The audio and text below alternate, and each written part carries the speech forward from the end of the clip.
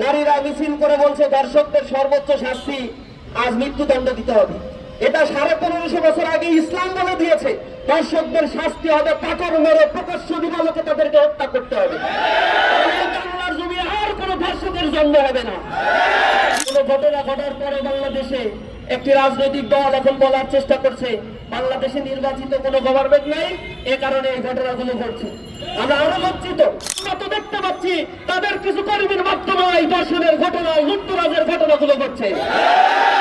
আমরা এক লজ্জিত বিবর্ণ চেহারা নিয়ে আজ আপনাদের সামনে কিছু যুবক হাজির হয়েছি যারা খুবই লজ্জিত হচ্ছি। একটি স্বাধীন ভূখণ্ড 50 বছরের অধিক যে সময় আমরা পার করেছি, এরপরে এসে আমাদের দেশে ধর্ষণের বিরুদ্ধে মানববন্ধন করে এদেশের কর্তা ব্যক্তি এবং এদেশের মানুষদেরকে সচেতন করার জন্য আমাদেরকে ধিক্কার জানাতে হয়। আমরা লজ্জিত হয়ে পড়েছি। আজ যখন আসিয়ার দিকে আমরা তাকাই, তিনি বাইরের কোনো মানুষের দ্বারা ধর্ষিতা হন নাই, তার ঘরের মধ্যে ওই নারীর জন্য নিরাপদ অবস্থান তৈরি করতে সমাজ ব্যবস্থা করে নাই। এটা আমাদের জন্য বড়ই লজ্জার, এটা আমাদের জন্য বড়ই লজ্জার একটি বিষয়। আমরা লক্ষ্য করেছি এই ধর্ষণের সংস্কৃতি বাংলাদেশে নতুন নয়। 2016 সাল থেকে 2020 সাল পর্যন্ত সরকারের হিসেব মতে এই দেশে 26,695টি ধর্ষণের মামলা রেকর্ড হয়েছে। 2020 সাল থেকে 2024 সাল পর্যন্ত 6,400-র অধিক ধর্ষণের ঘটনা এই বাংলাদেশে রেকর্ড হয়েছে, যার মধ্যে দিয়ে 3,471টি ঘটনা ঘটেছে যেখানে 18 বছরের কম নারীদেরকে ধর্ষণের শিকার করা হয়েছে। কিন্তু আমরা এর কোনো বিচার পাই নাই। গত ফেব্রুয়ারি মাসের ঘটনা, শুধুমাত্র গত মাসের ফেব্রুয়ারি মাসে 72 শিশু এবং 117টি নারী নির্যাতন, নারী ধর্ষণের ঘটনা সহ 189টি নারী নির্যাতনের ঘটনা এই স্বাধীন ভূখণ্ডে পত্রপত্রিকার মাধ্যমে আমরা জানতে পেরেছি। সুতরাং ধর্ষণের এই ঘটনা নিত্য নৈমিত্তিক একটা ব্যাপারে পরিণত হয়েছে এই বাংলাদেশে। এটি একটা ট্রেডিশন, একটি কালচারে পরিণত হয়েছে। আমরা আরো বেশি লজ্জিত যখন আমরা দেখি নারী ও শিশু নির্যাতন ট্রাইব্যুনাল গঠন করা হয়েছে শুধুমাত্র তড়িৎ বিচারের প্রক্রিয়াকে ত্বরান্বিত করার জন্য। কিন্তু আমরা লক্ষ্য করেছি নারী ও শিশু নির্যাতন এই ট্রাইব্যুনালে প্রতি 5 বছরে এভারেজে 30,000 বা 32,000 মামলা এখানে দায়ের করা হয়। কিন্তু দীর্ঘসূত্রিতার কারণে এখান থেকে মাত্র 4 থেকে 5% মামলার বিচার কার্য আমরা দেখতে পাই। বাকি 95% কেসের ক্ষেত্রেই এই ধ্বংসগ্রস্ত চরিত্রহীন মানুষগুলো তারা বিচারহীনতার কারণে তারা জামিন নিয়ে আমাদের সমাজেই বসবাস করছে এবং একের পর এক ধর্ষণের ঘটনা ঘটিয়ে তারা গর্ব সহকারে কোনো না কোনো রাজনৈতিক আশ্রয় নিয়ে তারা এ সমাজে বীর তর্পে অবস্থান করে। আমরা হিলো কালচারের পরিবর্তনের জন্য তীব্র আন্দোলন গড়ে তুলব ইনশাআল্লাহ।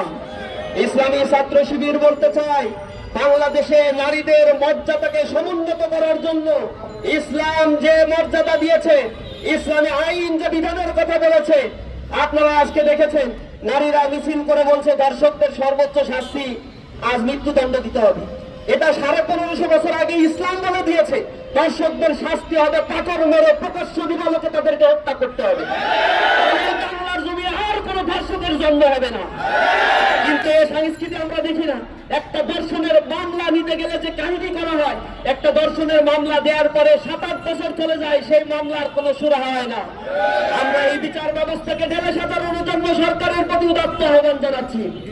আমরা আরো উদ্বেগের সাথে লক্ষ্য করি, কোন ঘটনা ঘটার পরে বাংলাদেশে একটি রাজনৈতিক দল এখন বলার চেষ্টা করছে বাংলাদেশে নির্বাচিত কোনো গভর্নমেন্ট নাই, এ কারণে এই ঘটনাগুলো ঘটছে। আমরা আরো লজ্জিত, এদেশে এই জুলাই বিপ্লব পরবর্তী যে জাতীয় ঐক্যমত গড়ে ওঠার কথা ছিল, এই ঐক্যমত গড়ে উঠলে এই জাতীয় ধর্ষণ, ছিনতাই, লুটতরাজদের কোনো স্থান এই বাংলাদেশে হতো না।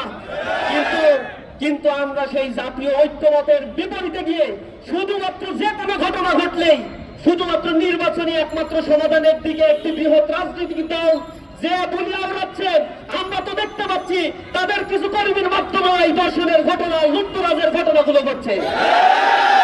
আমরা স্পষ্টভাবে বলতে চাই, এদেশের মানুষকে নারীদের সার্বভৌমত্ব, নারীদের যে সতীত্বের নিরাপত্তা, এ বিধানের ক্ষেত্রে যদি ঐক্যমত পোষণ করতে না পারেন, এই বাংলাদেশের রাজনীতিতেও আপনাদেরকে মাইনাস করা হবে। জনগণ আপনাদেরকে সমর্থন দেবে না। জনগণের পালস বোঝার চেষ্টা করে, জনগণের নিরাপত্তার জন্য রাজনীতিবিদরা ঐক্যমতে আসার চেষ্টা করেন। আমরা তরুণ সমাজ এই দৃশ্য এই বাংলাদেশে দেখতে চাই। এদেশে কোনো হত্যা, খুন, গুম, কোন দর্শনের সংস্কৃতি এই যুব সমাজ, এই তরুণ প্রজন্ম আর দেখতে চায় না। আমরা সর্বোপরি আপনাদের কাছে বলতে চাই, উদাত্ত আহ্বান জানাবো সাংবাদিক বন্ধুগণ, আমরা এই যে দর্শনের ঘটনাগুলো যেগুলো মিডিয়ায় আসছে, অসংখ্য ঘটনা রয়েছে যেগুলো মিডিয়ায় আসে না। মিডিয়া আসা এই ঘটনার হিসেব করেই আমাদের পিলে চমকে যায়, কিন্তু প্রত্যেকটি প্রত্যন্ত অঞ্চলগুলোতে প্রতিটি জায়গায় যে দর্শনের ঘটনাগুলো নীরবে নিবৃতে ঘটে যাচ্ছে, কত মেয়ের ভোলা কান্না, চোখের পানিতে এই জমিন সিক্ত হচ্ছে, তার কোন হদিস আমাদের জানা নাই। এই দর্শনের ঘটনার জন্য শুধুমাত্র আইনকে শক্ত করা একমাত্র সমাধান নয়। আমরা বলছি অশ্লীল কালচার যে ওটিটি প্ল্যাটফর্মের মাধ্যমে ফ্রি সেক্স লিভিং টুগেদার কথা এই সমাজ ব্যবস্থাকে পিছিয়ে তুলেছে। অক্টোপাসের মতো চারিদিকে যে অশ্লীলতা ছড়িয়ে দেওয়া হচ্ছে, তারই এক প্রতিচ্ছবি এই লজ্জিত বাংলাদেশ, এই ধর্ষণের বাংলাদেশ দেখতে হচ্ছে। আমরা লজ্জিত। এই দেশের শিক্ষা কাঠামোকে ঢেলে সাজাতে হবে, এই দেশের কালচারাল সিস্টেমকে নতুন ভাবে চিন্তা করতে হবে।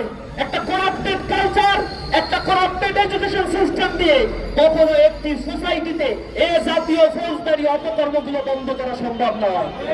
আমরা দেখেছি ইসলামিক যে দেশগুলো রয়েছে, মুসলিম কান্ট্রিগুলো আপনারা লক্ষ্য করবেন, দর্শনের পরিমাণ নেগেটিভে রয়েছে, জিরো। সেখানে দর্শনের কেস খুবই রেয়ার। কিন্তু পশ্চিমা যে কালচার, যে সংস্কৃতি রয়েছে, অথবা আমাদের মতো এই প্রাচ্যের কালচারের এই দেশগুলোতে দর্শনের ঊর্ধ্বমুখী অবস্থান আপনারা দেখতে পাবেন।